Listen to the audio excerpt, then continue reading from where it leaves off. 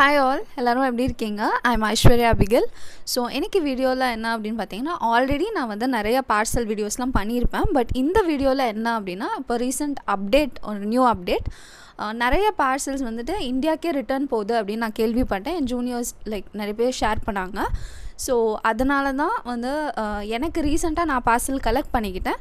So ப்ரொசீஜரும் ரொம்ப லென்த்தியாக இருந்தது, இங்கே ரொம்ப அலைய விட்டாங்க. ஸோ அதையும் நான் ஷேர் பண்ணுறேன். அதே மாதிரி இப்போ நீங்கள் இவ்வளோ மணி கொடுத்து நீங்கள் ப்ராடக்ட்ஸ் ப்ரொவிஷன் எல்லாமே வாங்கி நீங்கள் சென்ட் பண்ணும்போது உங்களுக்கு பார்சல் காஸ்ட் இதெல்லாமே வேஸ்ட் ஆகிடக்கூடாது அப்படின்றதுக்காக தான் நான் இந்த வீடியோ வந்து நான் அப்லோட் பண்ணுறேன். ரொம்ப அவசரமாக எடுக்கிறேன் இந்த வீடியோ. ஸோ தட் யாராச்சும் நீங்கள் வந்து பார்சல் அனுப்ப போகிறீங்க, இதுக்கு மேலே நீங்கள் அனுப்பணும் அப்படின்னு பிளான் பண்ணுறீங்க அப்படின்னா இந்த வீடியோ வந்து உங்களுக்கு மோஸ்ட்லி யூஸ்ஃபுல்லாக இருக்கும் அப்படின்றதுக்காக. ஸோ தட் எங்கள் வந்துட்டு இங்கே வந்து ரஷ்யாவில் கிரீமியா ரீஜியன். ஸோ இங்கே வந்துட்டு இப்போ எல்லாமே ஸ்ட்ரிக்டாக தான் இருக்குது. ஸோ அந்த ரூல்ஸ் ரொம்ப ஸ்ட்ரிக்டாக எல்லாமே பார்சலில் செக் பண்ணுறாங்க. ஸோ அதனால் இங்கே மட்டுமா இல்லை மோஸ்ட்லி ப்ராப்ளி இது வந்து நீங்கள் எங்கே பார்சல் ரஷ்யாவில் எங்கே அனுப்புகிறதா இருந்தால் கூட உங்களுக்கு வந்து இது யூஸ்ஃபுல்லாக தான் இருக்கும்னு நான் நினைக்கிறேன். ஸோ அதனால் வீடியோ ஸ்கிப் பண்ணாமல் எண்டு வரையும் ஃபுல்லாக பாருங்கள். So that it would be helpful for you. So let's get into the video.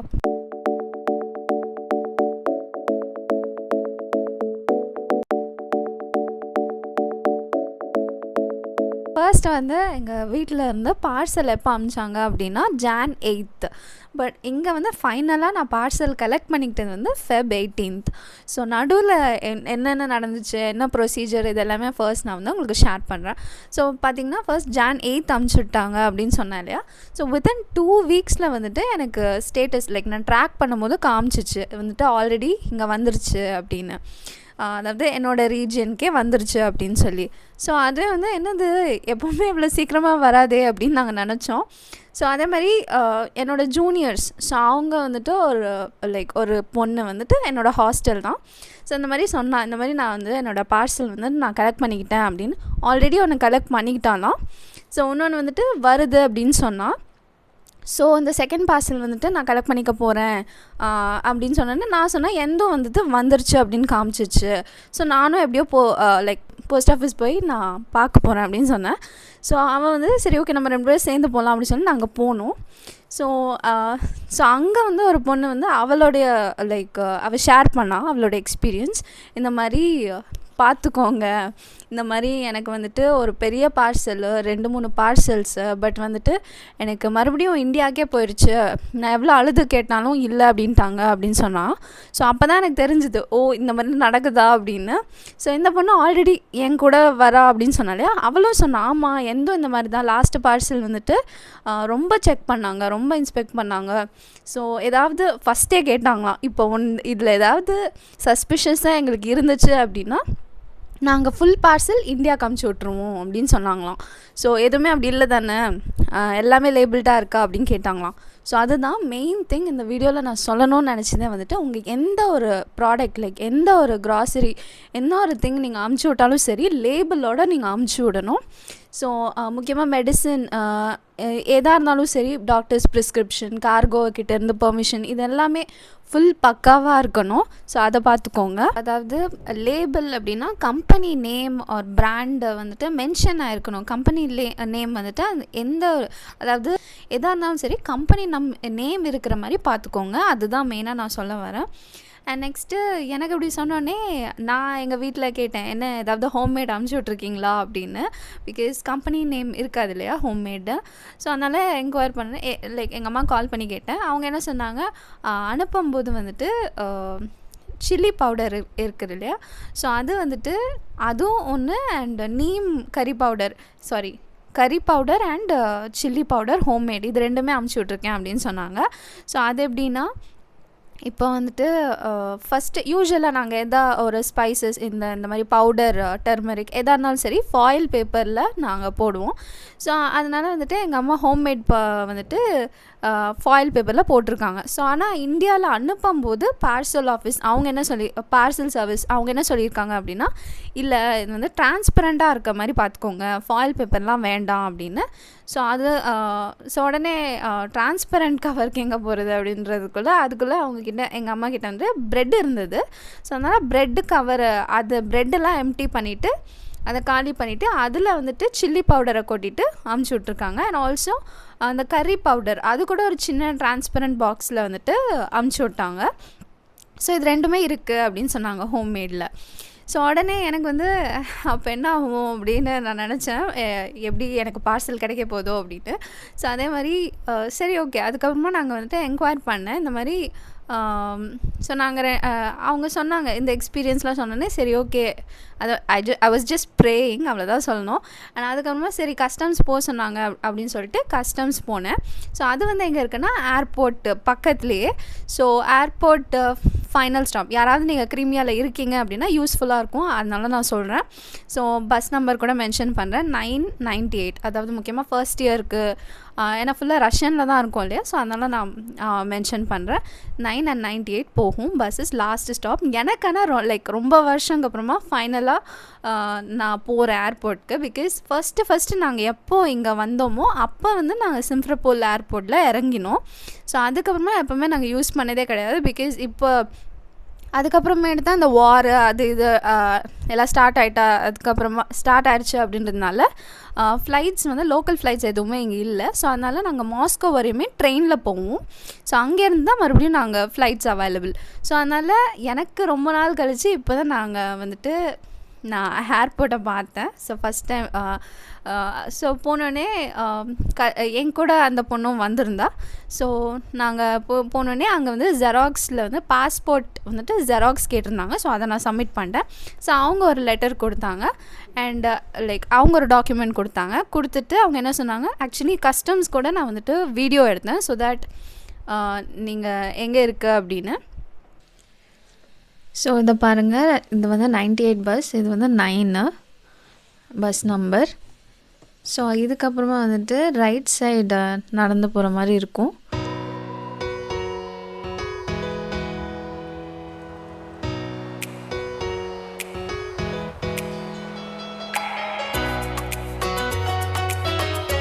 So இங்கேருந்து காட்டுறேன் பாருங்கள். இதை க்ராஸ் பண்ணிட்டீங்க அப்படின்னா இந்த சைடு இப்படி இருக்கும். இங்கே வந்து கஸ்டம்ஸ் ஆஃபீஸ் உங்களுக்கு தெரியும், இதோ பாருங்கள் அங்கே இருக்குன்னு.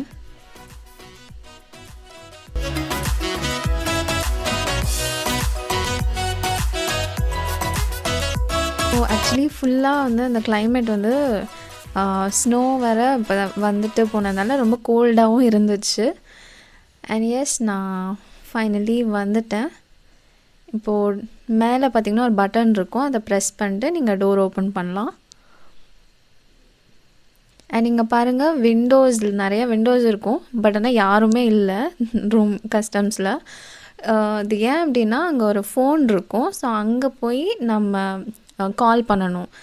ஸோ நம்ம எந்த நம்பருக்கு கால் பண்ணணும் அப்படின்னா, இது பார்சல் ரிலேட்டட் அப்படின்றதுனால இந்த 345 இதுக்கு மோஸ்ட்லி இதுக்கு நீங்கள் லேண்ட்லைன்லேருந்து கால் பண்ணணும். ஸோ அவங்க அட்டென்ட் பண்ணி கேட்பாங்க என்ன அப்படின்னா, நான் பார்சலுக்காக வந்திருக்கேன், இந்த மாதிரி கூப்பிட்டாங்க அப்படின்னு சொன்னோடனே அப்போ வந்துட்டு இந்த மாதிரி அவங்களே வருவாங்க இந்த விண்டோவுக்கு.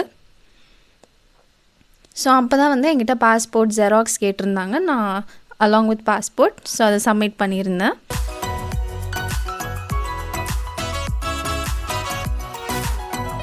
அதுக்கப்புறம் அவங்க என்ன சொன்னாங்க, வெயிட் பண்ணுங்கள், நாங்கள் கால் பண்ணுறோம், கஸ்டம்ஸ் ஆஃபீஸ்லேருந்து நாங்களே கால் பண்ணுறோம் அப்படின்னு சொல்லிட்டு.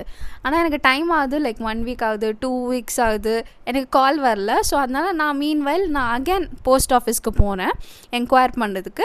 ஸோ அவங்க என்ன சொன்னாங்க, இல்லை நீ இன்னமும் வெயிட் பண்ணணும், கால் வந்தால் தான் வரணும் அப்படின்னு சொன்னாங்க. பட் மீன்வைல் எனக்கு மறுபடியும் 270 ரூபிள்ஸ் மணி நான் பே பண்ணேன். அவங்க என்ன சொன்னாங்க, உன்னோட ஷெல்ஃப் லைஃப் நாங்கள் இன்னமும் 30 டேஸ் கிட்ட வச்சுக்கணும், பார்சல் டைம் முடிஞ்சிருச்சு, ஸோ நாங்கள் இன்னமும் 30 டேஸ் நாங்கள் இங்கே ஆஃபீஸில் பார்சல் வச்சுக்கணும் அப்படின்னா 270 ரூபிள்ஸ் கட்டணும் அப்படின்னு சொன்னாங்க. ஸோ இது வேறு எக்ஸ்ட்ரா. அதுக்கப்புறமா நான் மணி பே பண்ணேன். அதுக்கப்புறமா வந்துட்டு வெயிட் பண்ணேன். அதுக்கப்புறமா லேட்டர் எனக்கு கால் வந்துச்சு கஸ்டம்ஸ் ஆஃபீஸ்லேருந்து வந்துட்டு. ஸோ இந்த மாதிரி அப்பாயிண்டட் டேட் சொன்னாங்க, 10:30 மார்னிங் வர மாதிரி வாங்க அப்படின்னு சொல்லிட்டு. ஸோ நான் போயிட்டேன். ஸோ கஸ்டம்ஸ் போயிட்டு மறுபடியும் இப்போ நான் பார்சல் ஆஃபீஸ்க்கு போனேன், போஸ்ட் ஆஃபீஸ்க்கு போனேன். ஸோ அங்கே வந்து கரெக்டாக 10:30க்கு அவங்களே வந்து கூப்பிடுவாங்க. ஸோ நான் உள்ளே போனோடனே இதுதான் இன்ஸ்பெக்ஷன். ஸோ இன்ஸ்பெக்ஷனுக்காக தான் நான் கால் பண்ணி கூப்பிட்ருக்காங்க. ஸோ இதுதான் மெயின். ஜூனியர்ஸ் எல்லாருமே சொன்னாங்க இதுதான் ரொம்ப மெயின். ஸோ இது மட்டும் பாஸ் ஆகிடுச்சுன்னா உங்களுக்கு பார்சல் கிடைக்கும், அப்படி இல்லை அப்படின்னா இன்றைக்கி சேம் டேவே உங்களை வந்துட்டு உங்களோட பார்சல் இந்தியாவுக்கு போயிடும் அப்படின்னு சொன்னாங்க. சரி, I was just praying. So அதனால் ப்ரேயர் பண்ணிட்டே போனேன். அங்கே வந்து 2 பேர் இருந்தாங்க கஸ்டம்ஸ் ஆஃபீஸ்லேருந்து. ஒருத்தவங்க தான் இன்ஸ்பெக்டர். ஸோ அவங்க வந்துட்டு ஃபஸ்ட்டு எடுத்தோடனே எப்படி இன்ஸ்பெக்ஷன் நடந்துச்சு அப்படின்னு நான் சொல்கிறேன். ஸோ அவங்க என்ன ஃபஸ்ட்டு வந்துட்டு அவங்க நேம் வந்துட்டு அனஸ்தீஷியா அப்படின்னு சொன்னாங்க. ஸோ ஒரு லேடி.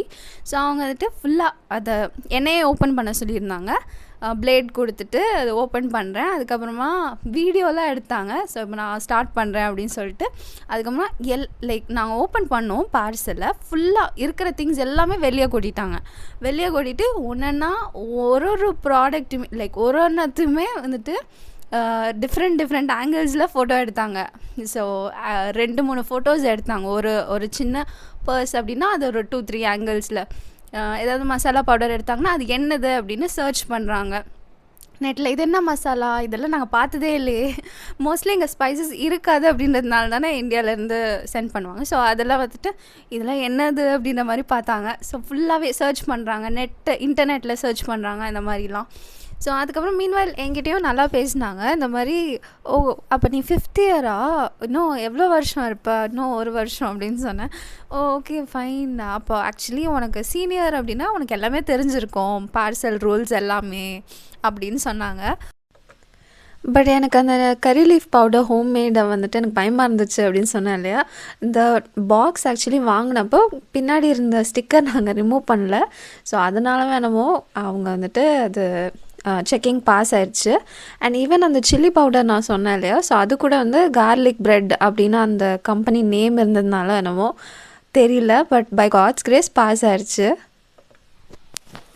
பிகாஸ் ஆல்மோஸ்ட் அவங்க செக்கிங்லாம் கம்ப்ளீட் ஆகுது, எந்த ப்ராப்ளமுமே இல்லை. ஸோ அதனால் ஓகே அவனுக்கு எல்லாமே தெரிஞ்சிருக்கும் அப்படின்னு சொன்னாங்க.